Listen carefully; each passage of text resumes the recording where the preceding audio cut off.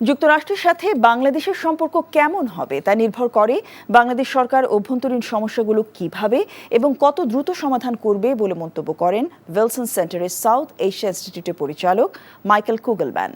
সকালে foreign service একাডেমিতে cosmos ফাউন্ডেশনের আয়োজনে বাংলাদেশ মার্কিন সম্পর্ক ভবিষ্যতে পূর্বাভাস শিরোনামের এক আলোচনায় এসব কথা বলেন তিনি। বলেন, চীনের সাথে সম্পর্ক তৈরিতে বাংলাদেশ চাপের মুখে পড়বে কিনা তা নির্ভর করে যুক্তরাষ্ট্রের সাথে চীনের সাথে সম্পর্ক কেমন হবে। যুক্তরাষ্ট্র থেকে বাংলাদেশে আমদানি বাড়ানোর তাগিদও দেন তিনি। শুধুমাত্র সরকারের সাথে সরকারের সম্পর্ক নয়, প্রাইভেট ক্ষেত্রে সম্পর্ক উন্নয়নের প্রতি বাংলাদেশকে আরও জোর দিতে হবে বলেও জানান তিনি।